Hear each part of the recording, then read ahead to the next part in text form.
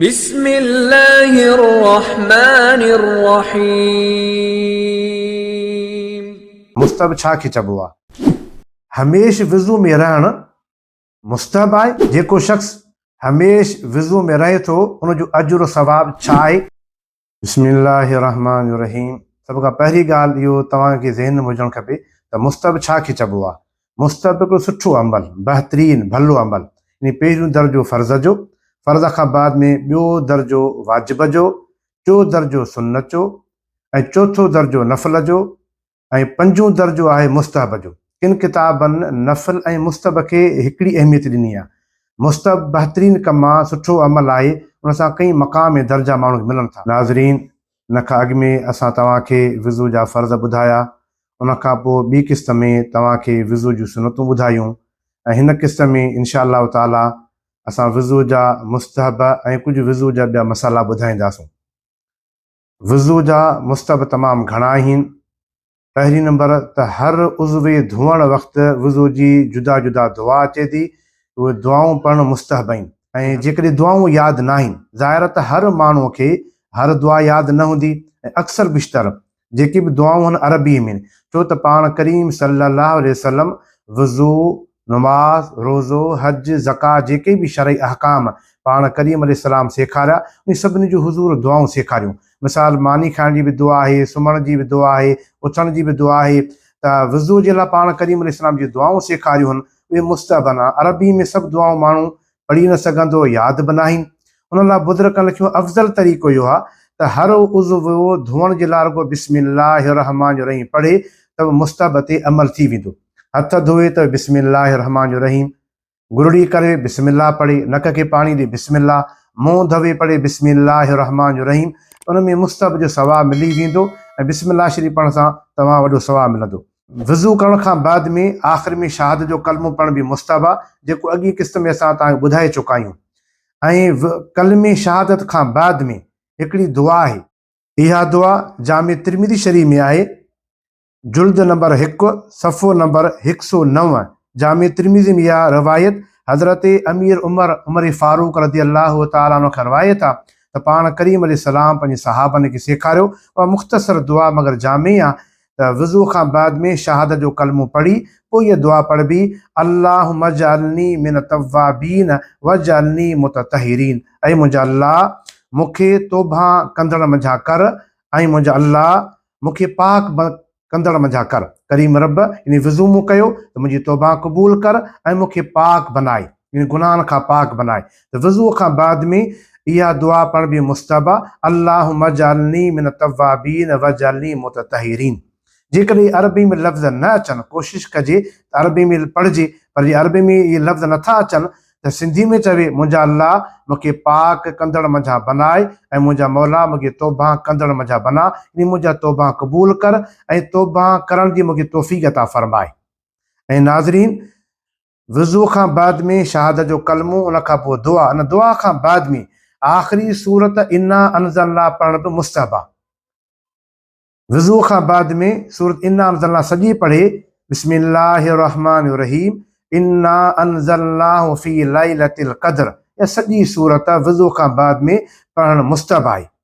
इन जे लाइ असांजे सिंध जो वॾो कामिल वली बुज़ुर्ग सैयद सादात थी गुज़रियो।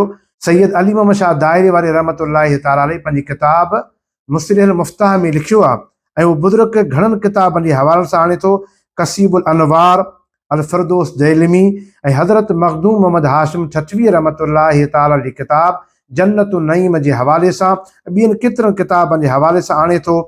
ऐं फ़क़ीह अबुल लैस समरकंदी ऐं इमाम सखावी रहमतुल्लाहि ताला अलैहि, इमाम सियूती रहमतुल्लाहि ताला अलैहि, सभिनी किताबनि जे हवालनि सां अल्लामा सैयद अली मोहम्मद शाह दायरे वारो रहमतुल्लाहि ताला अलैहि पंहिंजी किताब में हवालनि सां लिखे थो त वुज़ू खां बाद में शहादत जो कलमो पढ़े, उन खां बाद में अल्लाहुम्मा जअलनी मिन तव्वाबीन वजअलनी मुततहिरीन इहा दुआ पढ़े, उन खां बाद में आख़िर में सूरत इन्ना अनज़लनाहु फ़ी लैलतिल क़द्र सॼी सूरत जेको वुज़ू खां बाद पढ़ंदो, अल्लाह ताला उन वुज़ू कंदड़ ऐं इन सूरत पढ़ंदड़ इंसान जा 50 सालनि जा रब साईं उन जा सगीरा गुनाह माफ़ फरमाए छॾींदो। नाज़रीन, उन किताब में सगीरनि लफ़्ज़नि जो जुमिलो आयल आहे, मगर तमामु बुज़ुर्ग लिखनि था त जिते एॾो वॾो तइदाद किताबनि में आयल हुजे उते मुराद आहे सगीरा गुनाह, कबीरा गुनाह सची तौबा सां अल्लाह माफ़ कंदो। हुकूकुल इबादत यानी परावा हक़ आहिनि, उन हक़नि जा ॿ क़िस्म आहिनि, या कोशिश करे त परावा हक़ अदा करे, जे अदा नथो करे सघे त पोइ उन्हनि जे लाइ उनखां माफ़ी वठिजे, बख़्शिश घुरिजे। हुकूकुल इबादत जी अदायगी या उनखां बख़्शिश, उनखां धणीअ खां माफ़ी वठिजे। बाक़ी वज़ू खां बाद में सूरत इन्ना अंज़लनाहु जॾहिं पढ़ंदो, अल्लाह ताला उनजा 50 सालनि जा गुनाह माफ़ फरमाईंदो। इन मुस्तहब अमल करण में बि अल्लाह ताला एॾो वॾो अजुर रखियो आहे, सवाब रखियो आहे।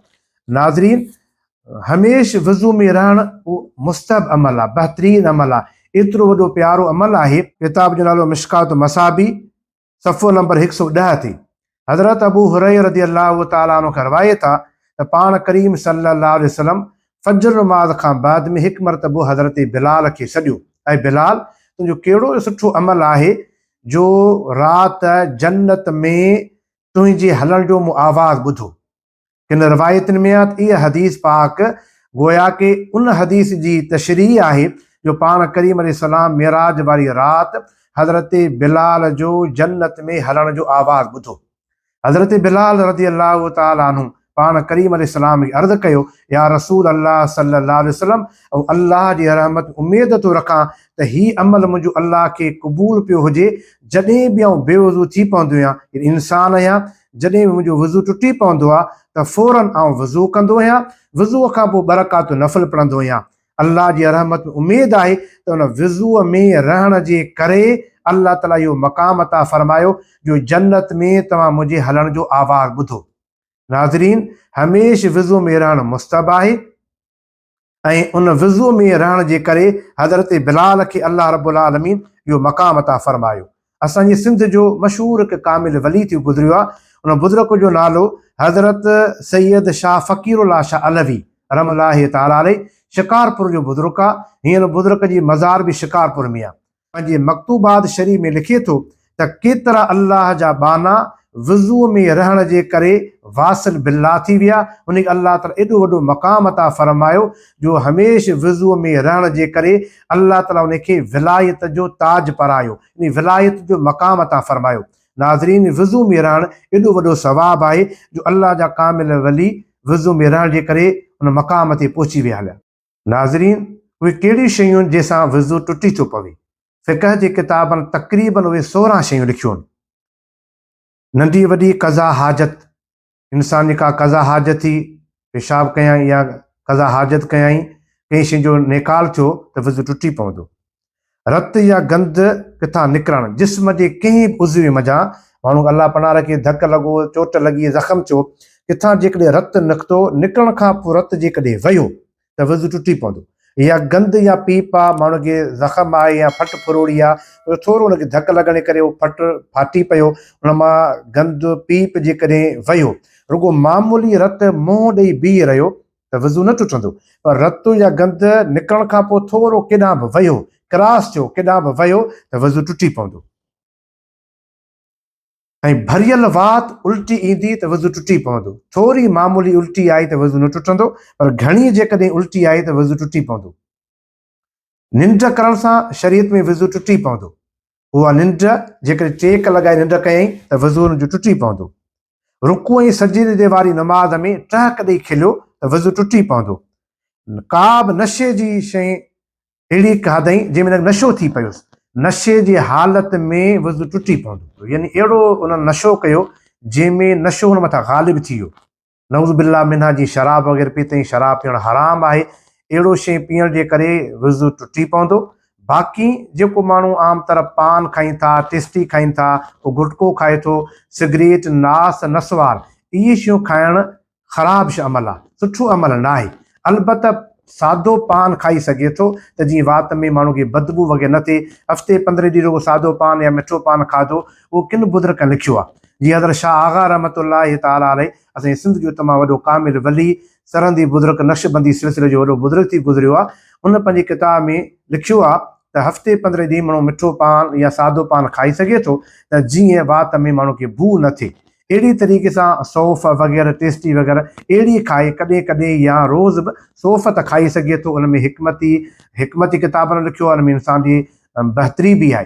पर नास, नसवार, गुटको, पान, सिगरेट इन्हनि शयूं वापराइण सुठी शइ न आहे, ख़राबु आहिनि। पर जेकॾहिं इहे माण्हू वापरायूं त वज़ू न टुटंदो। पान खाधई, गुटको खाधई, नास नसवार खाधई, वज़ू उनखे जेकॾहिं आहे त रुगो चङी तरह गुरड़ी करे नमाज़ पढ़ी सघे थो, क़ुर पढ़ी सघे थो। इन्हनि शयुनि जे करे वज़ू टुटंदो न।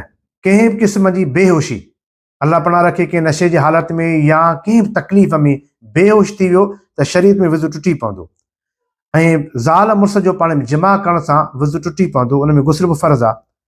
कंहिं हवा ख़ारिज थियण जे करे वज़ू टुटी पवंदो इंसान जो। थुक सां जेकॾहिं वात मां थुक आई, उन थुक में रतु आयो, हाणे ॾिसबो जेकॾहिं रतु थुक जेतिरो ई आहे या थुक खां वधीक रतु वात मां आयो आहे त वज़ू टुटी पवंदो। बाक़ी जेकॾहिं थोरो थुक में रतु आयो त वज़ू न टुटंदो। इहो आम तरह माण्हू जे लाइ मसइलो आहे।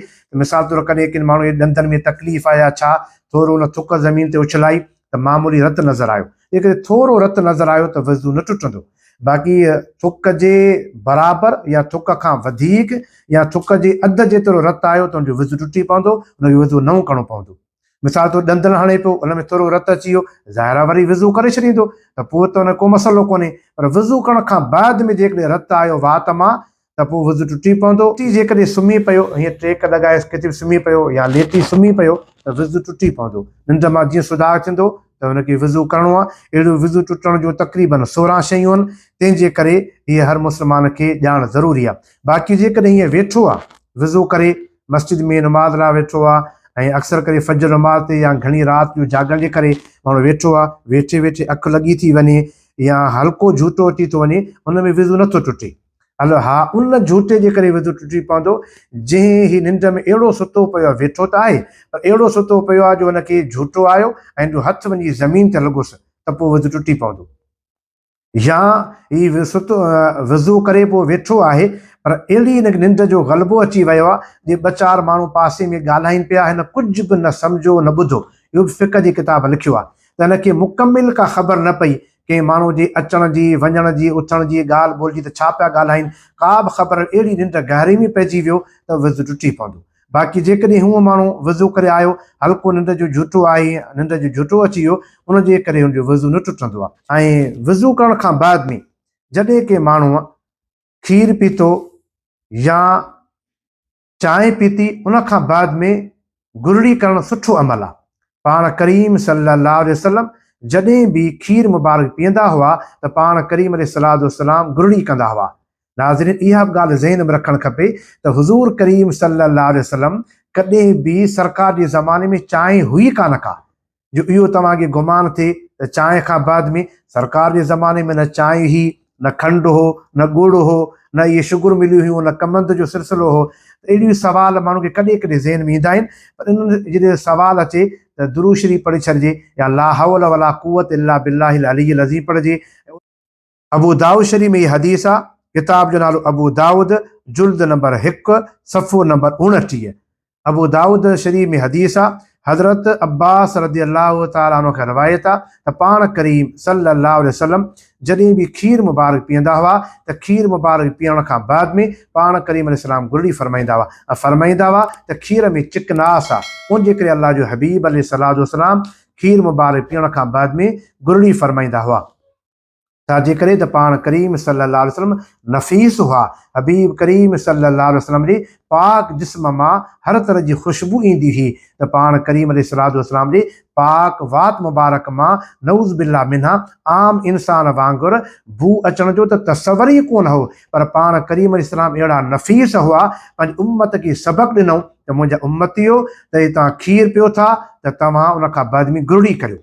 पाण करीम सल्लल्लाहु अलैहि वसल्लम इहो बि हुकुम फरमायो त तव्हां मानी खाओ, मानी खां बाद में जेकॾहिं तव्हांजे वात में मानी जा ज़रा या गोश्त जा ज़रा ॾंदनि में फथल आहिनि त उनखे काठीअ सां सफ़ा करियो। इहा बि सुन्नत आहे पाण करीम अलैहिस्सलाम फरमायो त जंहिंजी वात में गोश्त जा ज़रा मानी जा ज़रा फथल हुजनि था, सही नमूने सां गुरड़ी नथो करे, जंहिंजी वात में बू आहे, उनखे रहमत मलाइक वेझा न ईंदा आहिनि, उनखां परे बीठा हूंदा आहिनि। छो त पाण करीम अलैहिस्सलाम पंहिंजी उम्मत खे हर लिहाज़ जो सबक़ सेखारियो आहे। नाज़रीन, असां तव्हां वुज़ू जा फ़र्ज़, वुज़ू जूं सुन्नतूं, वुज़ू जा मुस्तहब सिखी सम्झी उन ते अमल कंदासूं, अल्लाह ताला असां तव्हांखे सवाब अता फरमाईंदो। असांजो मक़सदु फ़क़ति अल्लाह ई अल्लाह जे रसूल जी रज़ा आहे त हुज़ूर करीम अलैहिस्सलातु वस्सलाम जो लातादाद उम्मतनि मंझां 2-4 मुस्लमान बि शरीयत जा मसला जेके सिखंदा त असांखे बि सवाबु थींदो, तव्हांखे बि सवाबु थींदो। वमा अलैना इल्लल बलागुल मुबीन।